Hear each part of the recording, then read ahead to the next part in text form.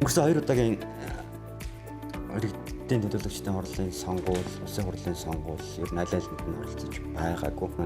Ер нь бол залуучуудын дунд миний боддог зүйлийг боддог. Юу гэдэг дүүргийн ч юм уу нийслэлийн аймгийн иргэдийн төлөөлөгчдийн хурлын төлөөлөгч нар одоо юу гэдэг ажлын чиглэлийн хувьд яг бид нарт ямар ач холбогдолтой зүйл хийдэг вэ гэдэг дээр мэдээлэл маш муу байдаг. Яг сонгуул төхөөд ирэхээр аль нэг нам эсвэл аль нэг улс төрийн бүлэглэлт гэдэг юм уу ашиг сонирхлын байдлаар янз янзын мэдээллүүдийг хүмүүст их тараадаг юм шиг санагдаад байдаг шүү дээ. Аль нэг намын хүмүүсийг бүгдийг дуулахгүй бол тухайн санал хүчингүй ч гэдэг юм. Тэгээд ирэхээр хүмүүс төдийлөн мэдээлэл муутай учраас одоо саналаа өгсөн ч нэг буруу өгчих юм бол санал хүчингүй учраас заавал тийшээ яваад цаг цаваа зорцуулаад ингэж явах шаардлагагүй ч юм. Тийм хандлага төгөөмж байдаг юм шиг.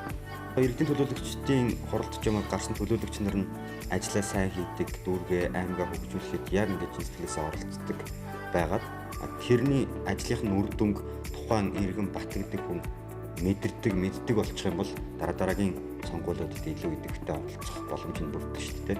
Улсын хурлын сонгуул бол айгүй сүр төлөөтэй болдог шүү дээ. Зурчлагын хугацаанд ч тэр ингээл иргэдийн төлөөлөгчдийн хурал болохоор тийм болж байгаа үгүй ч мэдэгдэхгүй тэгж явж байгаа л болол өнгөрчдөг. Тэгэнгүүт бараг нэрээ нэг үеийнхээ зарим залуучдын хувьд бол иргэдийн төлөөлөгчдийн хурлын сонгуул хизээ болдгийг тухайн дүүргийг хичнээн хүн төлөөлөх ёстой байдгийг төлөөлөгчид нь юу хийдэг гэдэг дээр бол мэдээлэл бараг байхгүй байх л гэж бодож байна.